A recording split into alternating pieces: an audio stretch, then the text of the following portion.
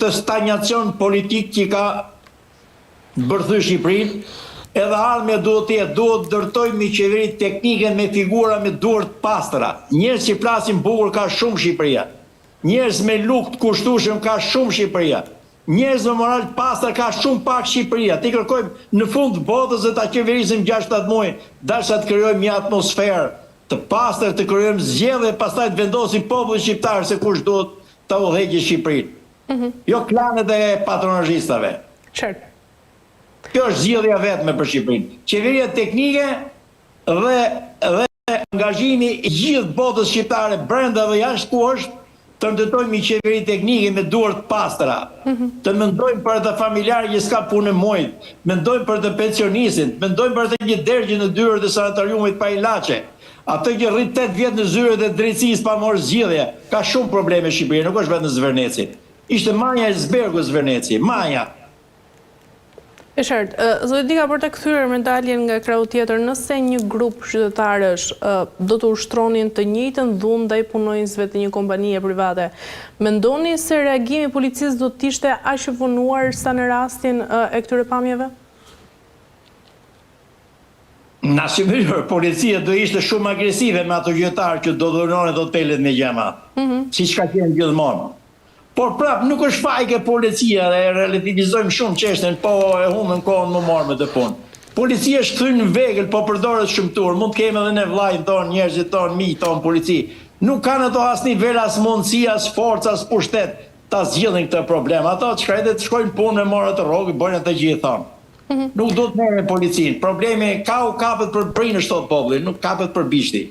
Kush mendoni se e dha urdhrin zoti Dika për përdorimin e këtyre mjeteve dhe mendoni se ka një zinxhir të qartë përgjegjësie për të gjithë atë që ndodhi atë ditë në Zvërnec? Po urdhri kuptohet më zonjë, aty të marrësh tender me bëhet punime pranë atyre njerëzve që bëhet fjalë, do të jesh me lidhje të forta në qeveri, do të jesh që njerëzit më të besuar qeverisë. Ato pse i vun telet me gjema, që njerëzit mos filmojnë, që njerëzit mos bojnë. Ti majnë sa më larg, ato nuk i duan transparencën, duan konspiracionin.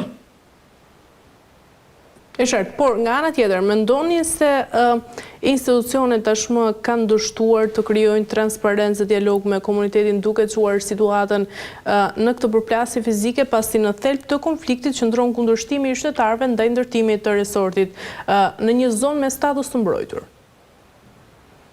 Po çfarë institucion është po flasim me zonë që i emëron në nama vetë? Qa do presim ne ka dash sule, që herë kërcesi gjetë para kryeministrisë të shajt Ramën, i herë tjetër bëhet si pul të lavdur Ramën. Kjo është integriteti, pasaporte morale e figurës që ka zgjedhur Rama në të qeveri. E vetmja shpresë që unë mbaj, e kam thonë vazhdimisht, është Spaku. Pse? Sepse Spaku ka mbështetjen e ndërkombëtarëve. Ndërkombëtarët kanë tjetër optikë. Unë jam një shqiptar si gjithë tjerë, po duke pasur 30 vjet në Evropë kam ndryshuar mentalitet. Gjithë shqiptarët që jetojnë në shtetit kanë ndryshuar mentalitet. Ja din shihen lirisë, ja din se çdo të thonë dimensioni i drejtave qytetare, që drejta ka njeriu. Shqipëri njeriu është numër. Ktu njeriu është vlerë, është figurë, është institucion në Perëndim. Mbrohet me gjitha llojet e ligjeve.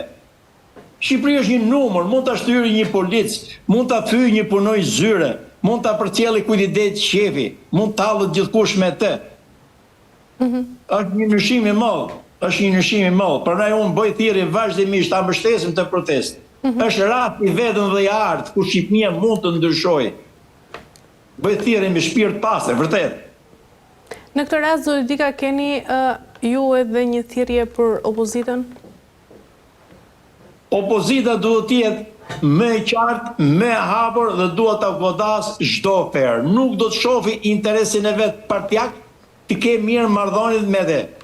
Fundit nuk është Trumpi Amerika. Amerika është shumë më madhe se Trumpi. Është një vend që funksionon me pushtete të pavarur, me institucione të pavarur, me allga të pakontrolluar nga presidenti.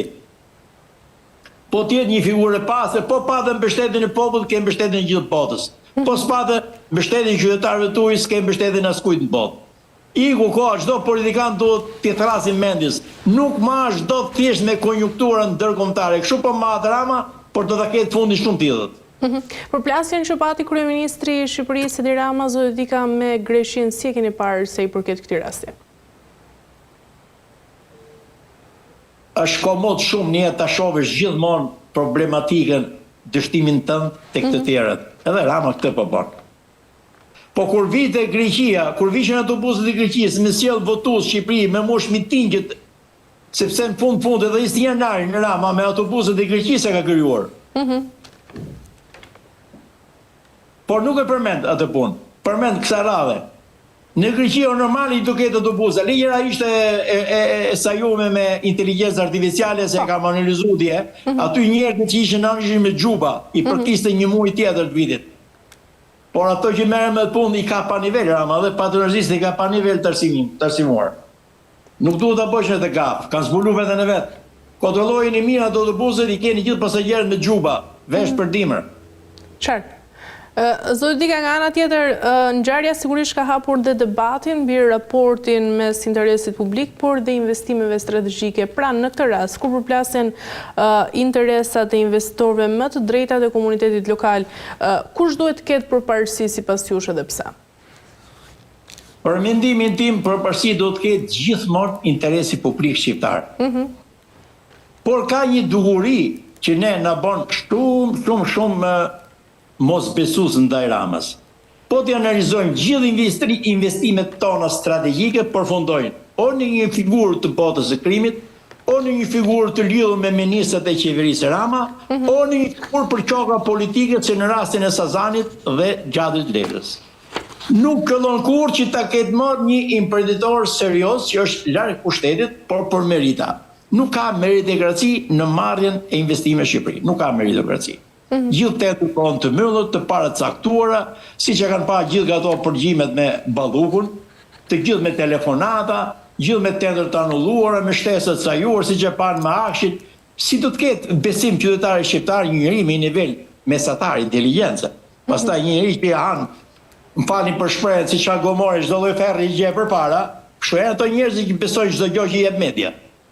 E qartë, por... Njërë nuk i besoj gjitha. Nga ana tjetër, Zotëdika, nëse ngjarja ishte kaq e qartë, pse institucionet reaguan vetëm pasi pamje të bëhen publike, por të cilat shkaktuan edhe zemërime masiv, pasi edhe vetë kryeministri Edi Rama në daljen e tij publike të parë për asaj përket kësaj çështje tha se reagimi i qytetarëve ishte i drejtë. Shiko, para fakteve, faktet janë kokë forta. Ai sa i bie morit me kokë, i bie faktit me kundërshtim. Rama i detyruar nga këto fakte kërkoi të japi vetes një lloj plastike në veprime, elasticiteti. Por veprimi vetëm që unë shpresoj është gjithmonë spaku. Të gjithë tjerat nuk kam asnjë lloj shprese. As nga shërbimi informativ kombëtar që morën dion rrogët, asnjëherë s'kan nxjerrë një afer në dom shtetit shqiptar, as nga kontrolli i shtetit, as nga financat e shtetit, as nga lloj gjë. Qartë, mirë, Zotëdika, për ta mbyllur, sepse jemi në fund. Pyetja e fundit, çfarë garancish mund të jepen më tej qytetarëve pra që raste të ngjashme, qoftë si kjo e Zvërnecit apo qoftë si ajo e Rjollit, nuk do të përsëriten më tej? Garancia vetme është bërë transparencë me gjithë tendrat me sensibilitet të mall kombëtar. Duhet bëhet një transparencë, një komision parlamentar, një hetim i thelluar. Sa më thellë të shkosh ma delet zeza dalin me zullumet e kësaj qeverie. Po su nxorën zullumet në shesh, gjithë nuk ka besim moke të që banë me mrapa. E ka humbë besimi këtë qeveri. Qartë. Mirë, Zotëdika, unë ju falenderoj shumë për informacionet dhe ishte kënaqësi që ju kisha sot. Faleminderit dhe për ju që na dhat mundësinë, hapësirën të shprehim mendimet tona. Shumë faleminderit. Ju falenderoj shumë. Mirë, shikues nderuar, kemi arritur në fund të këtij emisioni dhe për ditën e sotme ku ndalëm sërish tek çështja e Zvërnecit, protestat që janë organizuar nga qytetarët, por edhe ngjarja që ndodhi para 3 ditësh në Zvërnec. Mbyllim këtu ditën e sotme, bashkë jemi sërish nesër deri atëherë mirupafshim.